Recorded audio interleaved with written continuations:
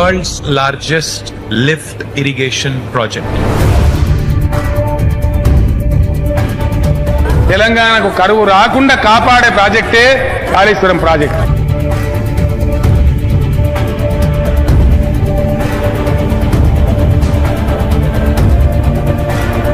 దేశం మొత్తం కరువున్నా మనకిక కరువు రాదు.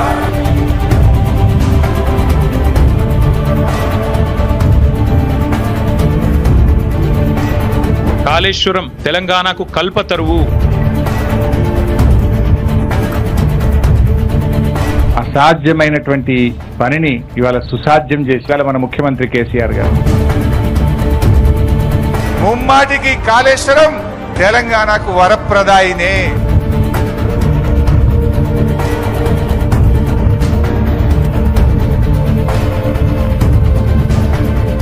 కాళేశ్వరం మీద అనేక అపోహలు సృష్టిస్తున్నటువంటి నేపథ్యంలో రాష్ట్రంలో కాళేశ్వరం మీద చర్చోపచర్చలు జరుగుతున్నటువంటి ఈ సందర్భంలో నిజంగా వాస్తవాలు ఏందో తెలుసుకునేందుకు మేము కాళేశ్వరం టూర్ చేపట్టడం జరిగింది.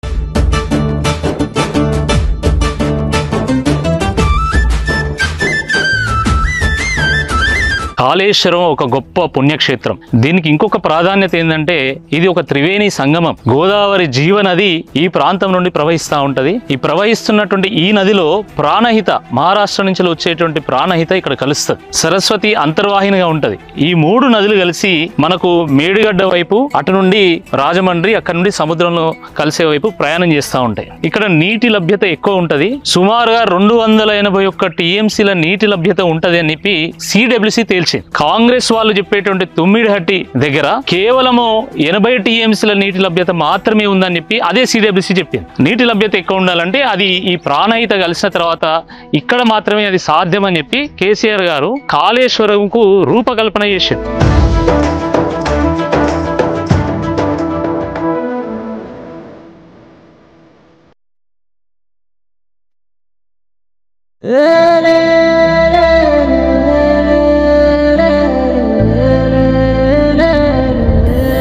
కాళేశ్వరం ప్రాజెక్టులో భాగంగా నిర్మాణం చేసినటువంటి మేడిగడ్డ బరాజ్ మీద ప్రస్తుతం మేము నడుస్తూ ఉన్నాము.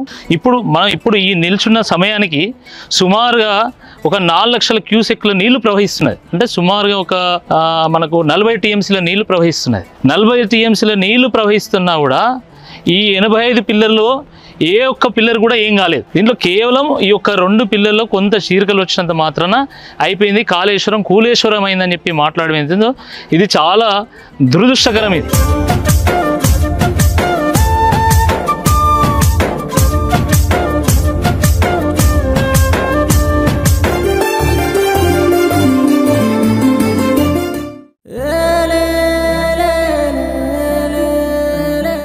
కాళేశ్వరం వద్ద గోదావరి ప్రాణహిత కలిసిన తర్వాత ఆ నీరంతా కూడా మేడిగడ్డ వైపు ప్రవహిస్తూ ఉంటుంది. మేడిగడ్డ దగ్గర లక్ష్మీ బ్యారేజ్ని కట్టడం జరిగింది.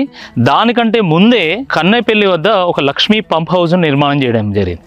ఈ లక్ష్మీ పంప్ హౌస్లో 17 పంపులు ఉన్నాయి. ఈచ్ పంపు 2219 క్యూసెక్ల వాటర్ని డ్రా చేస్తుంది. 40 మెగావాట్ల కెపాసిటీ కలిగినటువంటి పంపు ఈచ్ పంపు. అంటే మొత్తం 17 పంపులు 680 మెగావాట్ల కెపాసిటీతో మొత్తము పర్ డే 3 టీఎంసీ వాటర్ని డ్రా చేసి ఈ పైపుల ద్వారా ఈ కాలువలో నీటిని పోస్తాయి. ఆ పోసినటువంటి నీరు కాస్త ఈ కాలువల ద్వారా మళ్ళీ అన్నారం బ్యారేజ్ దగ్గరికి వెళ్తాయి.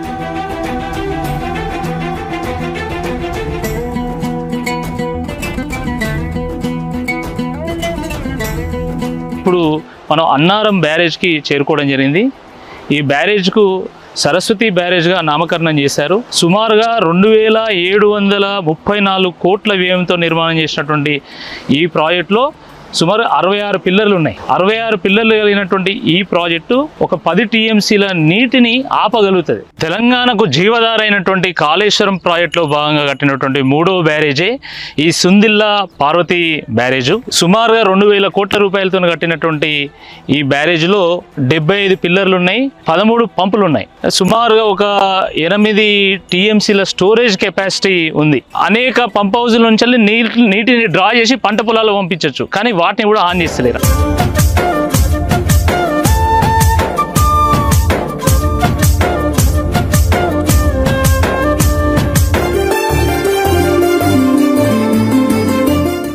కాళేశ్వరం ప్రాజెక్టులో భాగంగా అద్భుతమైనటువంటి అత్యంత లేటెస్ట్ సాంకేతిక పరిజ్ఞానంతో రూపొందించినటువంటి బాహుబలి మోటార్లను ఈరోజు మొత్తం పడావు పెట్టడం జరిగింది. కాంగ్రెస్ ప్రభుత్వం వచ్చిన దగ్గర నుండి అన్నారం, సుందిల్లా, మేడిగడ్డ వద్ద ఉన్నటువంటి లక్ష్మీ, సరస్వతి, పార్వతి పంప్ హౌస్లను పూర్తిగా నిర్వీర్యం చేసి కాళేశ్వరం పని అయిపోయింది అని చెప్పడానికి కాంగ్రెస్ పార్టీ ప్రయత్నం చేస్తున్నది. మీరు చూసినట్టయితే ఇక్కడ మనం పార్వతి పంప్ హౌస్ దగ్గర ఉన్నాము. ఇది సుందిల్లా బ్యారేజ్ దగ్గర నిలిచినటువంటి నీటిని తీసుకొచ్చి ఎల్లంపల్లిలో ఎత్తేటువంటి ఈ పంప్ హౌస్ ఇది. మనం చూస్తే అసలు ఆ బోర్డు కూడా తుప్పు పట్టింది. కనీసం ఒక మనిషి కూడా లేడు ఇక్కడ కనీసం దీన్ని మెయింటైన్ చేయడానికి. కానీ కంప్లీట్ నిర్లక్ష్యం మనకు చాలా స్పష్టంగా కనబడుతుంది. దానివల్లనే దీని డెలివరీ పాయింట్ దగ్గర కూడా ఒక చుక్క నీళ్ళు లేదు.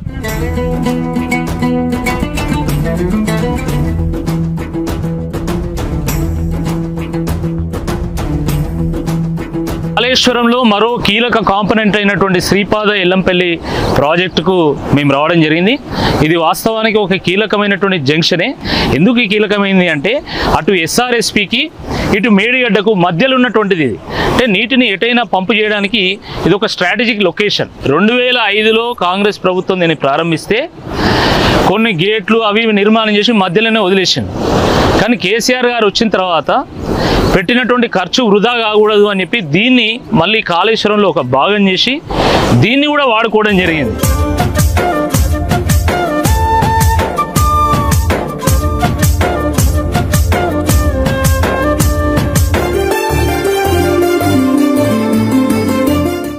కాళేశ్వరం ప్రాజెక్టును ఒక ఇంజనీరింగ్ మార్వల్ కేసీఆర్ గారు చేసిన ఈ ప్రయత్నాన్ని భగీరథ తత్వం అని చెప్పేసి అందరూ వర్ణిస్తారు.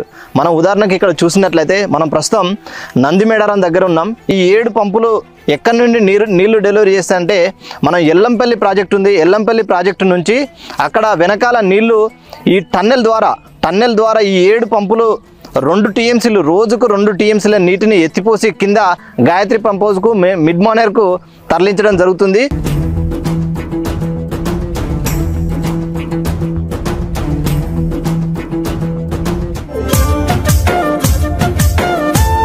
కాళేశ్వరం లింక్ 2 ప్రాజెక్ట్ లో భాగమైన గాయత్రి పంప్ హౌస్ వద్ద ఇప్పుడు మనం ఉన్నాం. ఇందులో మొత్తం 7 పంపులు ఉన్నాయి. వీటినే బాహుబలి మోటార్లు అని కూడా మనం అంటాం. ఒక్కొక్క పంపు సామర్థ్యం వచ్చేసి 3150 క్యూసెక్కుల నీళ్లను ఎత్తిపోసే సామర్థ్యం గల పంపులు ఇక్కడ ఉన్నాయి. ఒక రోజుకి అన్ని పంపులు కలిపి ఒక రోజుకి 2 టీఎంసీల నీళ్లని ఎత్తిపోస్తూ ఉంటాయి. ఇక్కడి నుండి డైరెక్ట్ గా మిడ్ మానేర్ కి ఆ నీళ్లను ఎత్తిపోస్తూ ఉంటారు.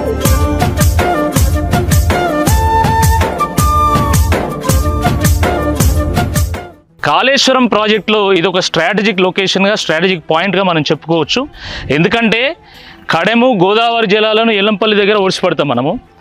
ప్రాణహిత గోదావరి జలాలను అటు మేడిగడ్డ, అన్నారం, సుందిల దగ్గర ఒడిసిపట్టి ఎల్లంపల్లి తీసుకొచ్చి ఈ ఎల్లంపల్లి నుండి మనము Gayatri pump house, Medaram pump house, ఆ 2 పంప్ హౌస్ ద్వారా మనం ఆ నీళ్లను తీసుకొస్తాము. ఆ నీళ్లు వచ్చే పాయింట్కి ఎస్ఆర్ఎస్పి వరద కాలువ ద్వారా ఇక్కడికి ఎస్ఆర్ఎస్పి నీళ్ళు వస్తాయి. ఈ 2 కెనాల్స్ ద్వారా వచ్చేటువంటి నీళ్లు ఇవి మిడ్ మానేర్కి వెళ్ళి లోయర్ మానేర్కి వెళ్ళి వేరియస్ ఛానల్స్ ద్వారా, వేరియస్ కెనాల్స్ ద్వారా, రిజర్వాయర్స్ ద్వారా అవి తెలంగాణలో ఉన్నటువంటి పంట పొలాలకు చేరుతాయి. అయితే ఇక్కడ మనం చెప్పుకోవాల్సినటువంటి ప్రధానమైనటువంటి పాయింట్ ఏంటంటే ఈ ఎస్ఆర్ఎస్పి ఒకవేళ ఎండాకాలంలో కానీ లేకపోతే కరువు వచ్చినప్పుడు ఎండినప్పుడు మనం ప్రాణహిత ద్వారా అదేవిధంగా ఎల్లంపల్లి ద్వారా వచ్చేటువంటి నీళ్లను ఈ గాయత్రి పంప్ హౌస్ ద్వారా తీసుకొచ్చి మళ్ళీ ఇదే కెనాల్లో రివర్స్ పంపింగ్ రాంపూర్, రాయేశ్వర్పేట్, ముక్పాల్లో ఉన్నటువంటి పంప్ హౌస్ల ద్వారా ఆ నీళ్లను రివర్స్ పంపింగ్ ద్వారా తీసుకుపోయి ఎస్ఆర్ఎస్పిని నింపుతాము. అందుకనే కేసీఆర్ గారు నదులకు నడక నేర్పిన్లు అంటారు.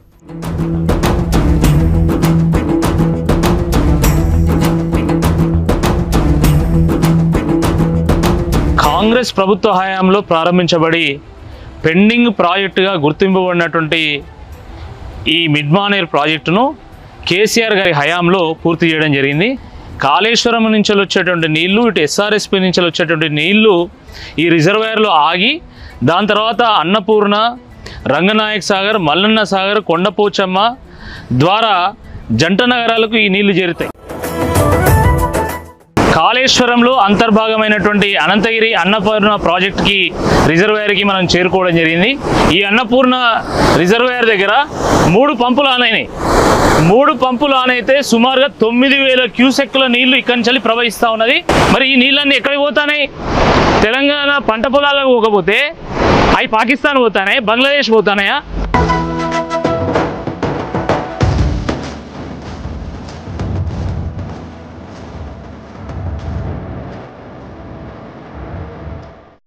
ఈ రంగనాయక్ సాగర్ రిజర్వాయర్ కి మనం చేరుకున్నాం. రంగనాయక్ సాగర్ దగ్గర ఇప్పుడు 3 మోటార్లు ఆన్ అయినాయి. 4 మోటార్లు ఆన్ అయితే రోజుకు 1 టీఎంసీ నీటిని ఎత్తిపోసేటువంటి ఈ రిజర్వాయర్ చూసిన తర్వాత కాంగ్రెస్ పార్టీ నాయకులు ఏం సమాధానం చెప్తారు? మరి ఈ నీళ్ళని ఎక్కడికి పోతున్నాయి? కాకతీయులు గొలుసుకట్టు చెరువులు కడితే కేసీఆర్ గారు గొలుసుకట్టు రిజర్వాయర్లు కట్టి గోదావరిని చేయి పట్టుకొని మొత్తం తెలంగాణ అంతా తిప్పుకుంటూ చివరకు హైదరాబాద్ కూడా గోదావరిని తీసుకొచ్చాడు. ఇప్పుడు మనము సిద్దిపేటకి సమీపంలో ఉన్నటువంటి రంగనాయక్ సాగర్ కి చేరుకున్నాం.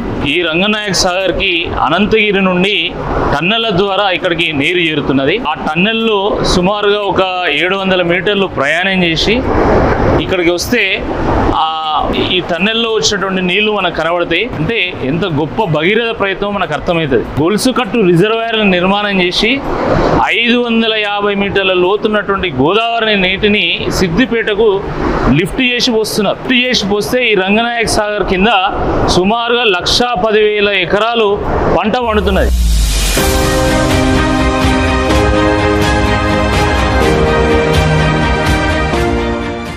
కాళేశ్వరం ప్రాజెక్టులో భాగమైన మల్లన్న సాగర్ రిజర్వాయర్ దగ్గర ఉన్నాం. ప్రస్తుతం ఈ కెనాలు మనకు కొండపోచమ్మ సాగర్కి వెళ్తుంది. ఈ కెనాలే మనకు నల్గొండ జిల్లాలోని గంధమల్ల చెరువుకు అలాగే బస్వాపూర్ రిజర్వాయర్కి వెళ్తుంది. ప్రస్తుతం ఇప్పుడు మనకు 1100 క్యూసెక్ల నీటిని విడుదల చేసి కొండపోచమ్మ సాగర్ యొక్క Akkaram pump house, mark pump house ద్వారా కొండపోచమ్మ సాగర్ రిజర్వాయర్లోకి నింపుతున్నారు.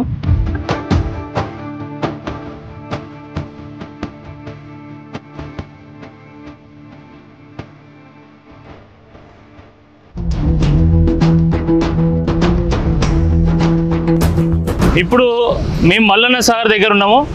మల్లన్న సాగర్ దగ్గర ఇప్పుడు 8 పంపులు వస్తున్నాయి. ఈ మల్లన్న సాగర్ రిజర్వాయర్ 50 టీఎంసీల రిజర్వాయర్. ఇది హైదరాబాద్ నెత్తి మీద ఒక గోళం పెట్టి ఆ గోళంకు నల్ల ఇప్పితే ఎట్లయితే కింద నీళ్ళు వస్తాయో అట్లా హైదరాబాద్కు చేరే విధంగా దీన్ని అద్భుతంగా నిర్మాణం చేశాను. ఈ బీడుబడ్డ నేలను పచ్చబెట్టేటట్టు చేస్తే ఆత్మహత్యలను, వలసలను, ఆకలి కేకలను ఆపితే ఈరోజు కుట్రతోని కేసీఆర్ గారి మీద ఒక కమిషన్ వేసి వారిని అవమానించేటువంటి ఒక ప్రయత్నం చేస్తా ఉన్నారు. కేసీఆర్ ఇచ్చింది అయితే వాటర్ బాగానే ఉన్నది. ఇవి మల్లన్న సాగర్ వాటర్ కూడా ఇప్పుడు మేము అవే వాటర్ తాగుతున్నాం. మా కలెక్షన్ కూడా హైదరాబాద్ సిటీకి మా విలేజ్లకి ఇవే ఇచ్చారు. కేసీఆర్ ఉన్నప్పుడే బాగుండే. ఇది ఒక మల్లన్న సాగర్ కాదు, ఇది తెలంగాణ జన హృదయ సాగరం. మనం ఇప్పుడు కొండపోచమ్మకు చేరుకున్నాము. ఇది 15 టీఎంసీల రిజర్వాయరు. మనకు మల్లన్న సాగర్ నుంచి వచ్చేటువంటి నీటిని ఈ పంప్స్ ఎత్తిపోస్తూ ఉంటాయి ఈ రిజర్వాయర్లకి. గోదావరి నీళ్లు ఎట్టి పరిస్థితుల్లో ఈ ప్రాంతాన్ని తీసుకురావాలనేటువంటి తపనతోనే నిర్మాణం చేసినటువంటి ఒక రిజర్వాయర్ ఇది.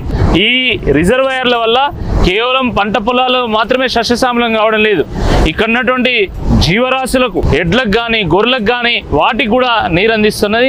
ఇక్కడ ఉన్నటువంటి మత్స్యకారులు బతుకుతున్నారు.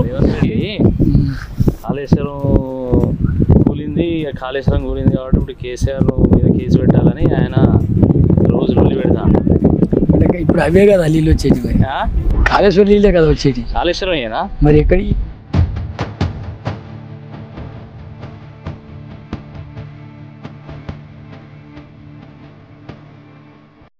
కాళేశ్వరం ప్రాజెక్టులో భాగంగా ఈ గంధమల్ల వద్ద ఒక రిజర్వాయర్ నిర్మాణం చేయాలి. దానికి 9 టీఎంసీల కెపాసిటీ ఉండాలని చెప్పి ఆ రోజు కేసీఆర్ గారు ఒక నిర్ణయం తీసుకోవడం జరిగింది. దాని తర్వాత వచ్చినటువంటి కాంగ్రెస్ ప్రభుత్వము, రాష్ట్ర ముఖ్యమంత్రి రేవంత్ రెడ్డి గారు ఇటీవల ఇక్కడికి వచ్చి ఒక రాయి వేసి కొబ్బరికాయ కొట్టిపోయాడు. ఒకవైపు ఏమంటున్నాడు రేవంత్ రెడ్డి గారు, కాళేశ్వరం కూలిపోయింది అంటాడు. ఇంకోవైపు అదే కాళేశ్వరంలో భాగమైనటువంటి ఈ గంధమల్ల రిజర్వాయర్కి వచ్చి ఆయన శంకుస్థాపన చేసిండు.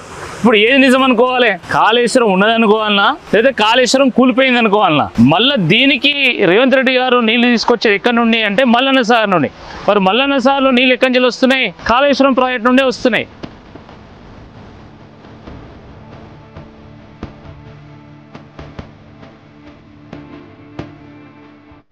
గోదావరి జలాలను చేయి పట్టుకొని నడిపించుకుంటూ వచ్చిన కేసీఆర్ గారు చివరకు బస్వాపూర్లో ఒక రిజర్వాయర్ కడితే ఈ బస్వాపూర్ నుండి ఈ ఆలేరు భువనగిరిలో ఉన్నటువంటి ఈ కరువు ప్రాంతం అంతా కూడా సస్యశ్యామలం అవుతుందని వారు భావించి ఇక్కడ ఒక రిజర్వాయర్ను నిర్మాణం చేయడం జరిగింది. వారు కాళేశ్వరం కడుతూ ఇక్కడికి వచ్చే లోపు వారి టర్మ్ ఎండ్ అయింది. కానీ ఇక్కడ కొంచెం ల్యాండ్ ఎక్విజిషన్ ఉంది, ఆ ల్యాండ్ ఎక్విజిషన్ పూర్తి చేయాలి. అదేవిధంగా ఈ నీళ్లను పంట పొలాలకు తరలించడానికి కావాల్సినటువంటి చిన్న కెనాల్స్ నిర్మాణం చేయాలి, డిస్ట్రిబ్యూటరీ కెనాల్స్ నిర్మాణం చేయాలి. ఎంత దురదృష్టం అంటే ఇంత పెద్ద కాళేశ్వరంను 5 ఏళ్ల రికార్డు సమయంలో కేసీఆర్ గారు పూర్తి చేస్తే ఈ చిన్న కాలువలు ఆయనతో కొన్ని ఎకరాల ల్యాండ్ ఎక్విజిషన్ కూడా కాంగ్రెస్ పార్టీ వాళ్ళు 2 ఏళ్ళైనా ఇప్పటికి పూర్తి చేయలేదు.